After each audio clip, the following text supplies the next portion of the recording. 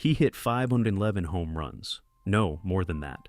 He crushed 534 baseballs out of parks, terrified pitchers across America, and for a time, he was the only man people dared to compare to Babe Ruth.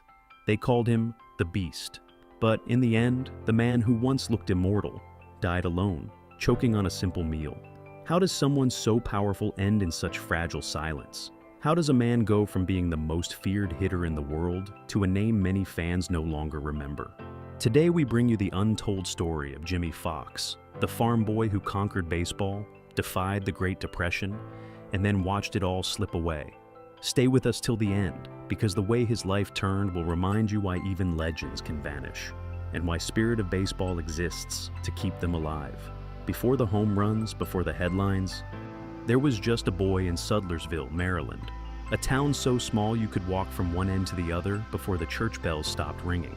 His name was James Emery Fox, born in 1907, the son of a farmer who worked the fields and a mother who insisted he study hard enough to escape them someday.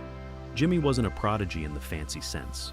He was raw power, the kind that comes from tossing hay bales, not swinging wooden bats. By 16, his forearms looked like they were carved from the soil itself. Then fate stepped in.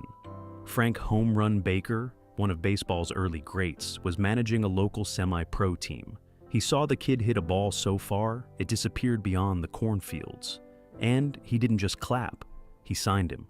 By age 16, Jimmie Foxx was playing professional baseball for the Easton Farmers, while most boys his age were still in high school.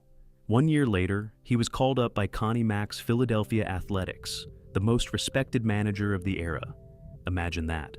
A teenager standing in a dugout with grown men twice his age, wearing hand-me-down uniforms and a face that barely needed shaving. But when he swung, the crack of that bat silenced entire stadiums. In a world recovering from war and heading toward economic collapse, America loved simple heroes. And the farm boy from Maryland looked like the living proof that hard work could still change destiny. He didn't know it yet, but his story would soon rival Babe Ruth's, and end in tragedy that no one could have predicted. By the time the 1930s arrived, Jimmie Foxx was no longer the shy farm kid from Maryland. He was the Beast, the most feared right-handed hitter in baseball. Reporters said he looked like he'd been forged in an iron mill, with forearms thicker than most men's legs and a jaw that made him look carved from granite. In 1929, Foxx helped the Philadelphia Athletics storm to their first World Series title in nearly 2 decades. He hit tape measure shots that made pitchers shake their heads and fans rise to their feet before the ball even landed. America was sinking into the Great Depression, but every time Jimmie swung, there was hope in that sound, the sound of something escaping gravity. Then came 1932, the season that would define him. Foxx hit 58 home runs, just 2 shy of Babe Ruth's legendary record. But here's the twist. 2 of his home runs were erased from the official record when rainouts canceled the games. In truth, he did reach 60, but history never wrote it down. That same summer, he had one of the most insane performances ever recorded, a 6-hit, 3-home run, 8 RBI marathon in an 18-inning victory over Cleveland. His power wasn't just numbers, it was mythic. Even opposing managers admitted they'd rather walk him than risk hearing that brutal crack that echoed through every ballpark in America. In 1933, he went even further, hitting .356 with 48 home runs and 163 RBIs, capturing baseball's Triple Crown and his second consecutive MVP award. At only 25 years old, Jimmie Foxx wasn't just chasing Ruth, he was overtaking him. But power like that comes with a price. Behind the monstrous home runs and the headlines was a man carrying more than just a bat. He was carrying the weight of the times, the hopes of working-class America. And soon, the pain of betrayal. If those 2 rainout games hadn't been erased, Jimmie Foxx would have tied Babe Ruth's record at 60 home runs. Do you think baseball history would remember him differently if that had happened? By 1935, Jimmie Foxx was at the height of baseball's Olympus. 3 MVPs, a Triple Crown, 2 World Series rings. He should have been untouchable.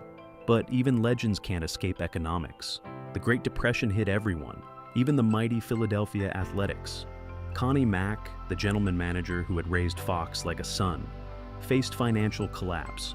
One by one, he sold off his stars to keep the team alive. And then, heartbreakingly, it was Jimmie's turn. For $150,000 in cash, Foxx was traded to the Boston Red Sox. To the public, it was business. But to Jimmie, it was betrayal. He'd given everything to Philadelphia, his youth, his strength, his pride, and now he was told to pack his bags. Boston was colder, tougher, and the fans didn't know how to love him yet. He had arrived in a new city where the shadow of Babe Ruth still loomed like a ghost over Fenway Park. And that's where the story takes a surprising turn. Instead of breaking down, Foxx fought back harder than ever. He became the heartbeat of Boston's offense. In 1938, he hit 50 home runs and 175 RBIs, setting a club record that would last for decades. Pitchers refused to throw to him. Literally. There's a game that season where he was walked 6 times in 9 innings, a record that still stands. Imagine that. An entire pitching staff deciding it's better to surrender a walk than test the beast. He wasn't just a slugger anymore. He was the living proof that pride could outlast pain, that even when the world sells you out, you can still rise again. What would you have done in his place? If your mentor, your father figure, sold you to survive, would you forgive him? Or would that betrayal burn forever? By the late 1930s, Jimmie Foxx was built like a superhero. Fans saw a man of steel, thick arms, square jaw, a presence that filled the field. But inside, something was breaking. In 1934, during what seemed like an ordinary at-bat, a fastball drilled him square in the head. There were no helmets back then. He fell hard, staggered to his feet, and, in true Foxx fashion, insisted he was fine. He played again the next day, but from that moment on, he never truly saw the ball the same way again. Doctors would later describe his condition as chronic sinus damage and vision impairment, a hidden aftermath of that beating. Foxx, always the stoic country boy, refused to complain. Instead, he learned to adapt, adjusting his stance, timing, even the way he tracked pitches. But every swing came with a sting behind the eyes. To dull the pain, he turned to what so many players of that era did: alcohol. Soon the newspapers began whispering, painting him as a man losing discipline, a hero slipping. Few knew the truth, that he was simply trying to survive the throbbing pain that medicine couldn't fix. Then came another blow: appendicitis. For over a year, he ignored the sharp pains in his abdomen, until one night in 1939, he collapsed and needed emergency surgery. He'd spent months playing through agony, because that's what heroes did. Because that's what the fans expected. Behind the monster home runs and the giant frame was a man quietly falling apart. The bat that once symbolized strength was now a burden, a reminder that time and pain always win in the end. And yet, even in decline, Foxx never lost his dignity. He smiled for reporters, signed autographs for kids, and kept saying, "The game's been good to me." It was the most heartbreaking lie he ever told. We cheer when athletes play through pain. But is it courage, or is it tragedy in disguise? What do you think? Should Foxx have stepped away earlier, or was that sacrifice part of his greatness? By 1945, the world was at war. The best ball players were overseas, serving, fighting, or training for the front lines. Major League Baseball was running on replacements, aging veterans, and the few names who still had the heart to keep the game alive. And among them stood Jimmie Foxx, 37 years old, long past his prime, or so everyone thought. The Philadelphia Phillies, desperate for arms, called him back. Not as a slugger, but as a pitcher. Yes, the man who had terrorized pitchers for 2 decades now walked to the mound himself, wearing a different kind of courage. The baseball world laughed at first. Was this a publicity stunt? A desperate move from an old legend who couldn't let go? Then he threw his first pitch and shut everyone up. In 9 games, Foxx posted an ERA of 1.59. Not bad for a man whose right arm was supposed to be for crushing fastballs, not throwing them. He even batted for himself. Of course he did, and still hit over 300. It was the strangest sight of the season. The beast, humbled by time, still finding a way to contribute. To the fans, it wasn't about numbers anymore. It was about loyalty. A legend doing whatever it took to keep America's pastime alive when the world was falling apart. In a time of bombs and fear, Jimmie Foxx became a symbol of something gentler. The idea that baseball and the people who loved it would always find a way to endure. And perhaps for Foxx himself, it was closure. Not the glory of home runs, but the peace of still belonging. If you had been in his place, already a legend, already immortal, would you risk embarrassment to step back on the field just to keep the game alive? Or would you walk away with your records and pride intact? After the war, baseball was changing. The roaring crowds, the golden age, they were fading. And so was Jimmie Foxx. His name no longer filled headlines. His swing, once feared by every pitcher, was now a story fathers told their sons. But in that quiet chapter, something beautiful happened. Foxx found a new team, not in the major leagues, but in a league most fans had never taken seriously, the All-American Girls Professional Baseball League, AAGPBL, the same one later immortalized in a league of their own. In 1952, he became the manager of the Fort Wayne Daisies, a team of women playing the game they loved in front of skeptical crowds. And there, the beast became the gentle giant. Gone was the intimidating slugger. In his place was a man with a soft voice, teaching fundamentals, telling jokes, and reminding his players that baseball doesn't care if you're a man or a woman. It only cares if you can play. The players adored him. They said he never raised his voice, never showed anger, and always stayed late after practice to help them hit, sometimes barefoot on the grass, laughing like a kid again. He didn't talk much about the past. When someone asked about Ruth or Williams, he'd smile and say, "They hit him farther, but I hit him harder." Years later, Hollywood would bring his spirit back through Tom Hanks' character, Jimmy Dugan, the gruff but loving coach in a league of their own. Few realized that behind that performance was the real Jimmie Foxx, a man who had finally found peace by giving instead of hitting. For a brief time, the forgotten legend was happy again. But fate wasn't finished with him yet. Have you ever seen someone rediscover joy after losing everything? Share in the comments.